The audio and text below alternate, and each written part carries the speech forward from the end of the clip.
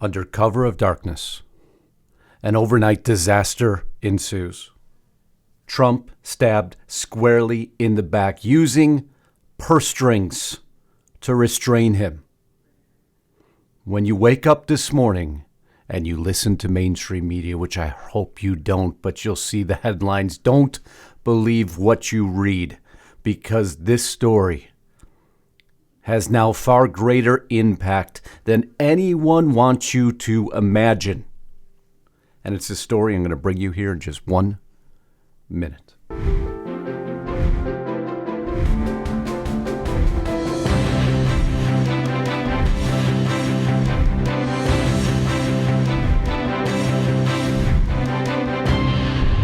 When these guys agree, be nervous. Be scared. The House controls the purse, and they just used their purse strings to restrain Donald Trump for longer than most realize. Thomas Massey says Speaker Johnson was going to split the spending bill into multiple pieces, but caved to Democrats who wanted an all-in-one bill. And he did cave. And I'm not anyone's cheerleader. Not my job to be anyone's cheerleader here. I'm here to give you the facts and why so many of us this morning are infuriated by what just ensued. The House passes the bill, the spending bill. The Senate passes the spending bill. Victory for Trump. No, it was not a complete victory for Trump. You don't think they had this planned all along? Putting out some huge, ridiculous omnibus spending package that suddenly is trimmed down from 1,500 to about 118 pages. It's all always planned. All right, folks, 2 quick things here. Make sure you're subscribed to Lisa's channel. Double check. If you're new here, please subscribe to Lisa's channel. It means the world to her. She'll also put a link above. If you can subscribe to my channel, I'd appreciate it. As you know, we toggle back and forth. And she also, and it is an important break, who's helping to bring this video to you today. A quick word from our sponsor. Well, have you ever wondered what happened to the legendary Chuck Norris? Well, I saw a video of him the other day and I was completely shocked. I mean, the man is literally in his 80s. He is working out, kicking butt, and more active than ever. In fact, what stood out to me is that he seemed stronger than he's ever been. He works out longer and he had lots and lots of energy. And I thought to myself, I want to be like him when I'm his age. So what the heck is he doing that is changing his lifestyle, right? So he claims that he did this by making one change in his life. And I want to encourage you guys to check out that change. And in order to check it out, all you have to do is go to chuckdefense.com/haven to find out what that change is. And I have to tell you, I found out what that change was, and it made a huge difference in my life. And I honestly believe that it will make a huge difference in your life. This is why I've sponsored with them. But you can check it out at chuckdefense.com/haven. And if you want more information, you can click the link in the description box below to watch the video, or if you're on the cell phone, click that more button. But trust me, you're going to want to check this out. Go to chuckdefense.com/haven. All right, back to the broadcast. The statement came in response to reports that Republicans would split the bill into pieces and vote on issues individually. Well, that's till Speaker Mike Johnson met with Hakeem Jeffries, and the two come out chummy as usual, and then you have a vote. Speaker Johnson flipped his decision after the meeting when we spoke to Hakeem Jeffries and realized he could not get Democrat votes to pass all the legislation as one bill. So, what does that happen? What happens? What's the big deal? Why are you upset, Justice? Let me explain. Because what this continues is the Pelosi and the Biden spending packages just continue on. And Trump lost on the one primary thing he asked for. I'm going to get into the details. It won't take that long. It's actually rather simple on this one. We can't have 4 years of this. This is what 2017 and 2018 looked like. Nothing got done. Trump's first 2 years could have looked a lot different if it wasn't for the rhino wing obstructing. Colin Rudd, Justice Knight, what are they talking about? These guys, they're off base. It was a victory. A victory. Here was the vote. And let's look at the vote count more specifically. All Democrats, who were there at least, except one, voting yes. And we're going to claim that's a victory. Once I see that, that's the biggest red flag you can see. Something's wrong here. Wait now. 34 Republicans voting no. Who were they? Jim Banks, Andy Biggs, Dan Bishop, Lauren Boebert, Tim Burkett, Eli Crane, Bob Good, Lance Gooden, Wesley Hunt, Nancy Mace, Thomas Massey. Why did they vote no? Why? These were the ones who were most in support of many of them, most in support of the America First agenda. Why would they vote no? And why would all Democrats vote yes? And why would the Senate so quickly go ahead and pass it through? There must be a catch. Isn't there always a catch? It's because Trump's got a Brutus, doesn't he? By the name of Mike Johnson, who you know, again, I despise. Trump's claim of a mandate runs into reality of narrow majorities. We only got a slim majority, guys. I don't know what you want me to do. My name's Mikey, you know. I got to get along with the Democrats. Do you? Do you? Is that what we the people voted for, Mikey? I looked at the numbers. It's not what we voted for. But we lost our raises. We pushed them aside. Okay. I'm not going to let you pull the wool over any of our viewers' eyes ever. Ever.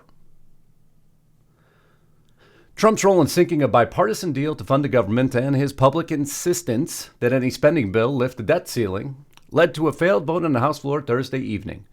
More than 36 members of his own party voted against the deal he endorsed hours earlier. The Senate passed a new bill to avert a government shutdown early Saturday. The bill did not include Trump's debt limit demand. And that's one of two major issues in this bill. Congress must get rid of, Trump stated this, Congress must get rid of or extend out to perhaps 2029 the ridiculous debt ceiling. Without this, we should never make a deal. Remember, the pressure is on whoever is president. Now, why did he state that? And why is that such a big deal? I could probably just give you a scenario. You're running a business. You go to your checking account and there's $0 in the account. And you've just taken over as CEO or president, and you're like, well, I need change. I got to reduce something, either my expenses or my labor. And to do that, I may need to buy some new equipment or hire some more talent, but I have no money to do it because you wouldn't extend my debt ceiling or wouldn't raise my debt ceiling. How do you do it? Well, normally when you pass a bill, and let's say for the disaster relief that's needed, in my opinion, but I don't know how they came up with the total, where you just throw out money like it's nothing. There's no quantification. There's no justification. There's no accounting within it at all. It's just a number. But then you'd have to cut something else. If you want to spend, you have to cut. If you have $0, there's no other way. We could have cut the IRS within these bills. Could have cut the FBI within these bills. Let's say it's $60 million for disaster aid. We'll cut the IRS by $60 million. We'll cut their budget. That would be fiscal responsibility. But that's not what they did within this bill. Oh, no. They just left a Pelosi and Biden spending spree. Just move it forward. But cap in Trump. So when he walks into office until March or so, he has no money to spend. How is Tom Homan going to do his job, secure the border, hire additional agents and vehicles and fuel and everything else required to do his job when they didn't give Trump any more money? Now you start to paint this picture in a little bit more. This was not a victory. They want you to believe that the victory was that Trump and Elon Musk got away from the omnibus bill. And maybe they did or maybe they didn't, because maybe that was the plan all along by Johnson and Hakeem Jeffries. Earlier today, Thomas Massey won. The House GOP leadership is splitting the bill into smaller pieces because we wanted single-item bills. Another important mandate. Massey coming back. That was in fact correct when you tweeted it, but Speaker Johnson flipped his decision after meeting with Hakeem Jeffries and realized he couldn't get the Democrat vote, so they just scrapped it all. Because Mike Johnson, who's been given a mandate for change, who has the majority, goes ahead and deals with the Democrats, but he's got to raise the majority. What's he supposed to do? Grow a spine. Pretty easy.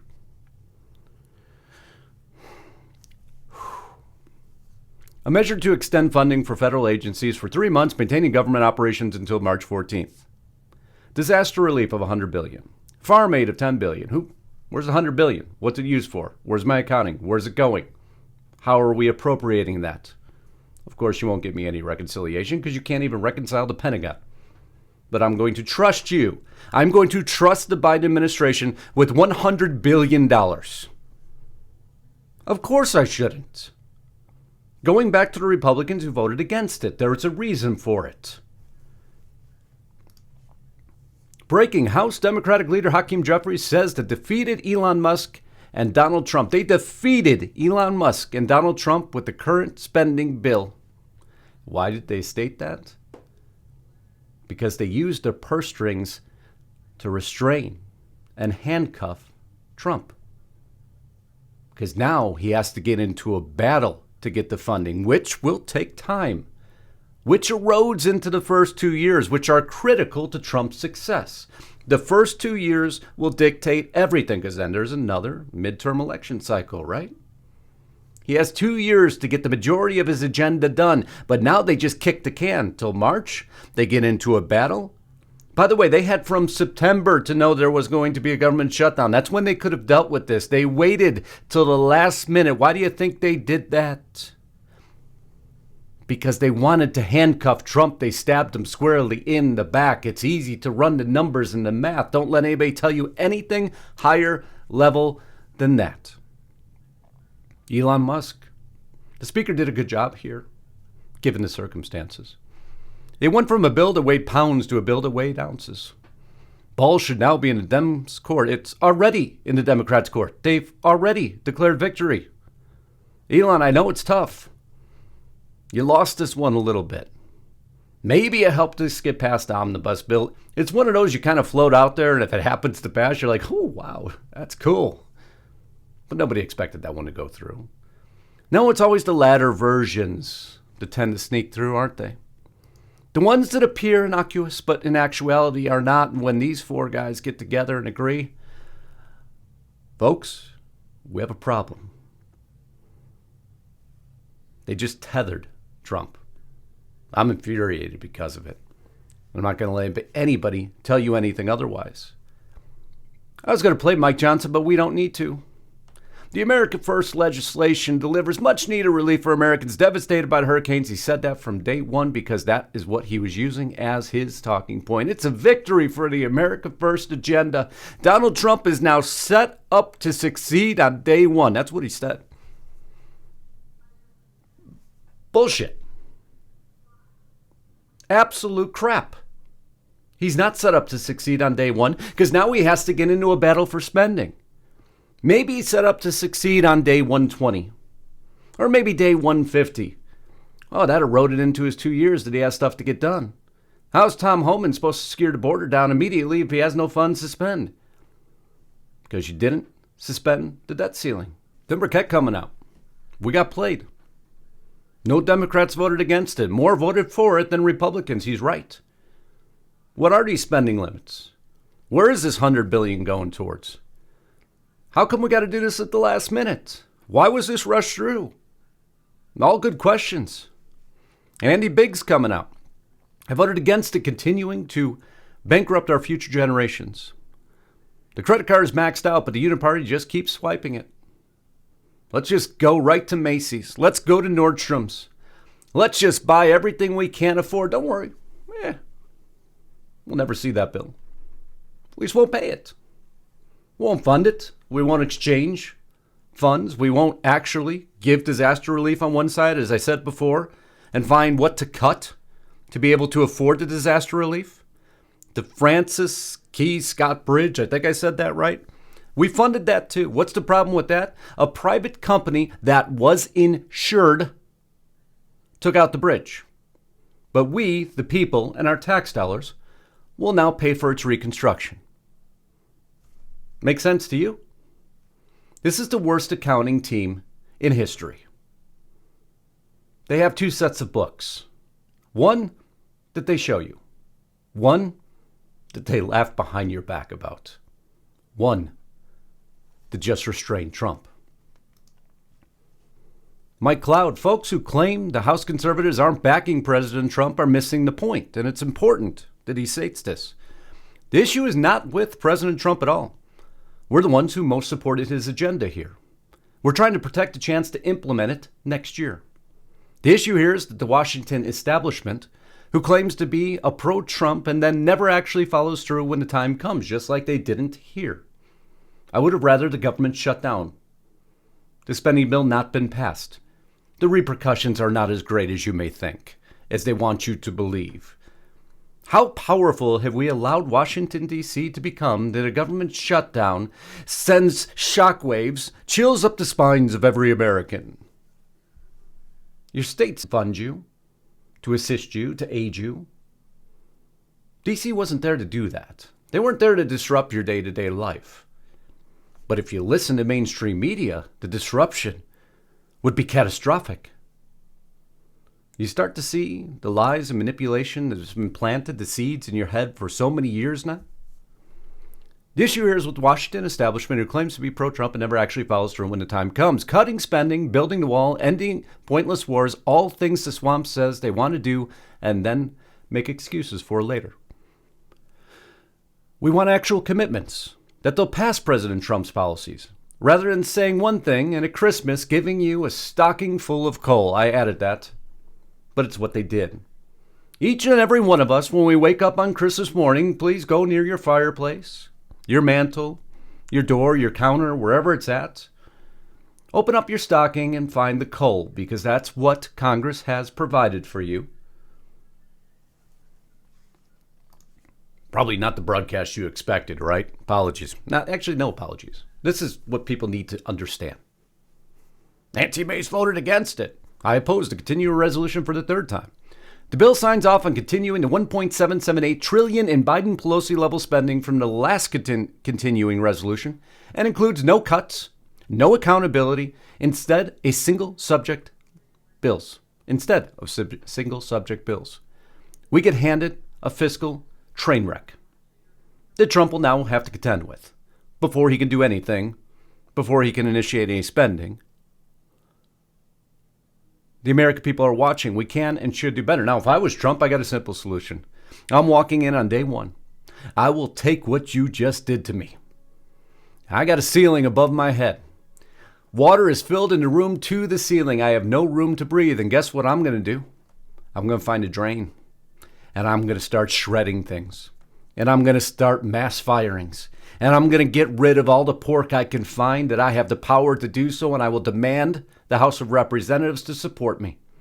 And I will start emptying that water to a point that I can again breathe and have the financial responsibility and funding necessary to live out my agenda. And I hope Trump takes this position and he's hearing this broadcast. I hope Musk hears this. And Doge hears this, because it will have to happen so fast and so rapid, because he only has 2 real years to initiate this agenda. After that, he could be a lame duck president. The clock is ticking like sands through the hourglass. That was from my mom. When I was younger, Days of Our Lives was always on. I think it was Days of Our Lives. If it's wrong, put it in the comments below, because sometimes I mess up because I don't watch soap operas anymore.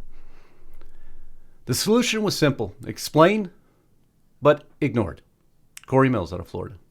Standalone bill for disaster relief. Standalone bill for agriculture. Bare minimum government funding. Giving Biden has 30 days left, and this gives him inflated funding to use with weaponizing the DOJ and other payment wish lists.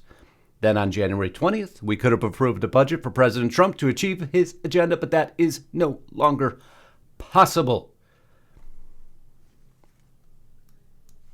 Because Mike Brutus Johnson negotiated with Hakeem Jeffries for 118 pages to be summed up in one simple statement. Biden and Pelosi, congratulations, your funding gets to continue forward. And in the interim, we used our purse strings to handcuff Trump when he comes in, so we trimmed off at least 3 to 4 months of his effectiveness. Period. Period. Oh, but don't worry. On other good news, Congress passes the RFK bill in surprise move, giving D.C. control of their football stadium so they could have their nice plush VIP seating. Welcome to Washington, D.C. Welcome to the disaster that is Washington, D.C. And I assure you, Christmas has come early, but not for us. For the Democrats. Look how happy those three are, huh? Except one's supposed to be a Republican. In name only.